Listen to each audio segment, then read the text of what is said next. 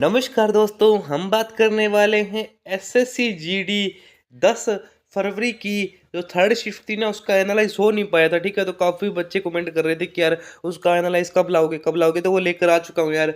लेकिन उससे पहले अगर वीडियो पर ना पहली बार आए तो वीडियो को एक लाइक दबा दीजिए और जो चैनल है ना उसे सब्सक्राइब कर दीजिए यार। आपके एक सब्सक्राइब से ना बहुत मोटिवेशन मिलता है, तो यार कर दो। ठीक है, तो चलिए शुरू करते हैं। गाइज, हमारा पहला क्वेश्चन है कि अमृत भारत स्टेशन योजना कब शुरू की गई थी। तो ये फरवरी 2023 में शुरू की गई थी। अमृत भारत स्टेशन योजना देश भर में 1275 स्टेशनों के पुनर्विकास के लिए रेल मंत्रालय द्वारा 2023 में शुरू की गई थी। ठीक है, तो ये पॉइंट आप याद रखिएगा। हमारा नेक्स्ट क्वेश्चन है कि 61वां संवैधानिक संशोधन किससे संबंधित है।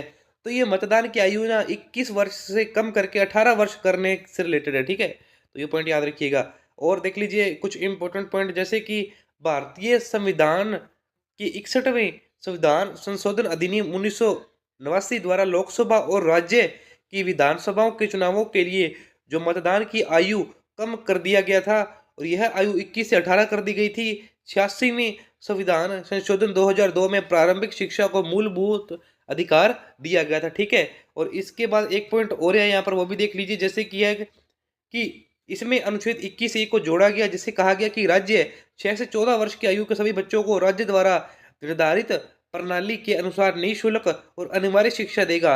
और यही सेम बात नीति निर्देश तत्वों में भी लिखी हुई है। ठीक है, तो यहाँ से भी ये पॉइंट याद रखना। गाइज, हमारा नेक्स्ट क्वेश्चन है कि 2011 की जनगणना के अनुसार केरल की साक्षरता दर कितनी है। तो वो है 93.91।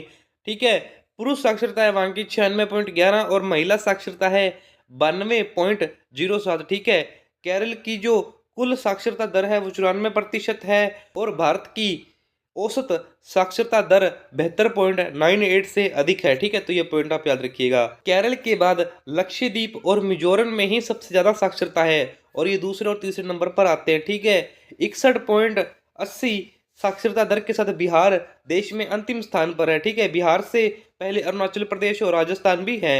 ठीक है, तो नीचे से सबसे लास्ट में कौन है, बिहार, और ऊपर से केरल। तो ये पॉइंट आप याद रखिएगा। हमारा नेक्स्ट क्वेश्चन है कि भारत के संविधान में शिक्षा के अधिकार को किस संशोधन के द्वारा जोड़ा गया। तो अभी मैंने बताया आपको कि 86वां संशोधन हुआ था 2002 में। ठीक है, तो इसके बाद इसको जोड़ा गया। ठीक है, तो ये पॉइंट आप याद रखिएगा। हमारा नेक्स्ट क्वेश्चन है कि तीसरा गोलमेज सम्मेलन कब आयोजित किया गया। तो ये 1932 में किया गया। तीसरा गोलमेज सम्मेलन 1932 में नवंबर और दिसंबर के बीच में आयोजित किया गया। यह लंदन में आयोजित किया गया था। ठीक है, 1935 का भारत सरकार अधिनियम इन सिफारिशों के आधार पर पारित किया गया। महात्मा गांधी ने द्वितीय गोलमेज सम्मेलन में भाग लिया था। ठीक है, और इससे रिलेटेड इंपॉर्टेंट पॉइंट ये है कि BR अम्बेडकर और तेज बहादुर सप्रू ने तीनों गोलमेज सम्मेलन में भाग लिया था। तो ये इंपॉर्टेंट पॉइंट है। ठीक है, आप याद रखिएगा। हमारा नेक्स्ट क्वेश्चन ये है कि चंद्रमा की सतह पर उतरने वाला दूसरा व्यक्ति कौन था। तो वो था एडविन एलिस्टन, और पहला था नील आर्मस्ट्रांग। ठीक है, तो ये पॉइंट भी आप याद रखिएगा।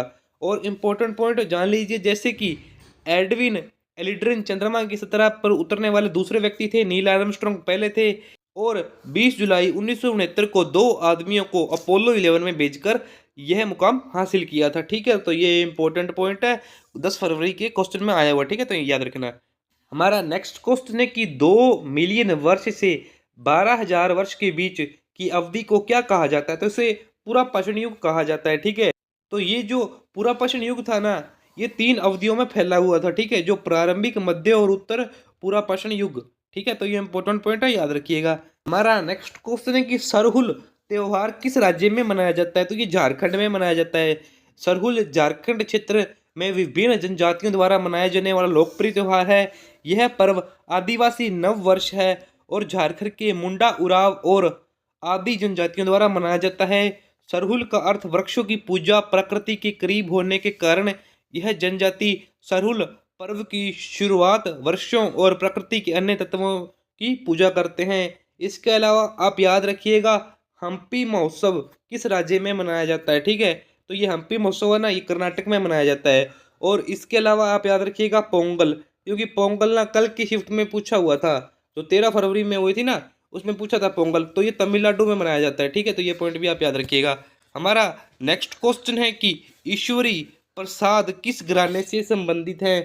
तो ये है कथक नृत्य के लखनऊ घराने से संबंधित हैं, ठीक है। इसके अलावा आप याद रखिएगा गंगूबाई हक्कल को, ठीक है। गंगूबाई हक्कल का कई बार पूछा जाता है, तो ये भी इंपॉर्टेंट है।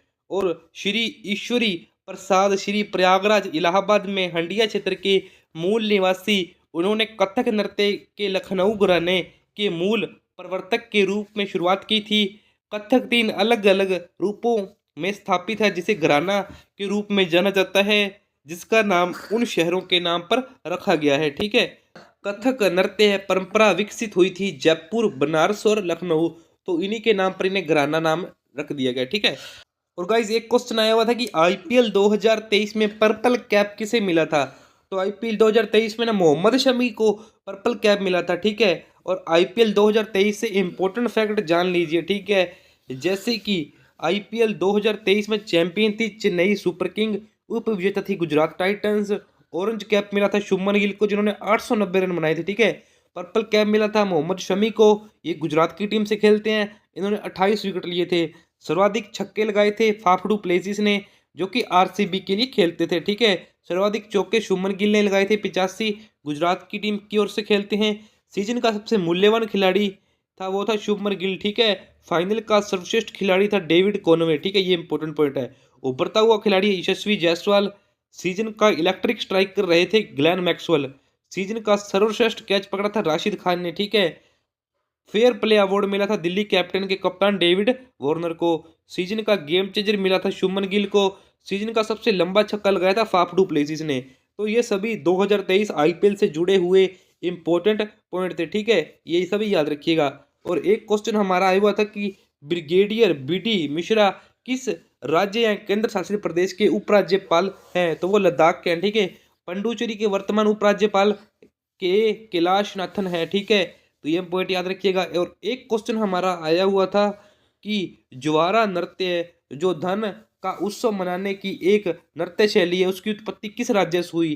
तो वो हुई थी मध्य प्रदेश से। जावरा नृत्य मध्य भारतीय राज्य मध्य प्रदेश का एक प्रसिद्ध नृत्य है।